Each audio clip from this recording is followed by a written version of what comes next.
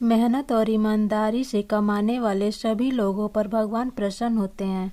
सच्चे मन से की गई भगवान की आराधना का फल मिलता है, लेकिन आराधना किसी लालच में करना बुरा होता है। ईमानदारी से किए गए काम का फल अच्छा होता है। आज हम एक कहानी का वर्णन विस्तार से करेंगे, जिसमें मजदूर की मदद से यमराज ने जमींदार को समझाने की कोशिश की। एक गांव के जमींदार और उसके एक मजदूर की मौत एक साथ हुई। मरने के बाद दोनों एक साथ यमलोक पहुँचे। वहाँ पर यमराज ने जमींदार से कहा कि आज से तुम अपने मजदूर की सेवा करोगे, और मजदूर से कहा कि आज से तुम कोई काम नहीं करोगे। जमींदार को बहुत अटपटा लगा कि धरती पर तो इसका उल्टा होता था।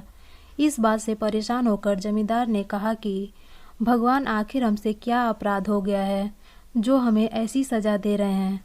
मैं तो प्रतिदिन मंदिर जाता था, भगवान की पूजा पाठ करता था और पूजा के साथ साथ बहुमूल्य चीज़ें दान में देता था।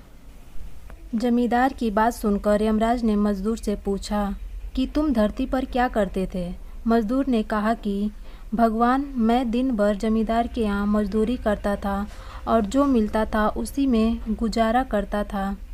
जो मिला उसी में संतोष के साथ खुश हो जाता था।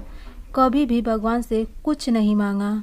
गरीबी के कारण प्रतिदिन मंदिर में दीपक नहीं जला पाता था, लेकिन घर के सामने दीपक जला के रख देता था, जिससे गली में अंधेरा नहीं रहता था और आने जाने वालों को सुविधा होती थी। मजदूर की बात सुनकर यमराज ने जमींदार से कहा कि सुन लिया, मजदूर के पुण्य का कार्य। भगवान हमेशा मेहनत और ईमानदारी से कमाने वाले व्यक्ति के ऊपर प्रसन्न रहते हैं।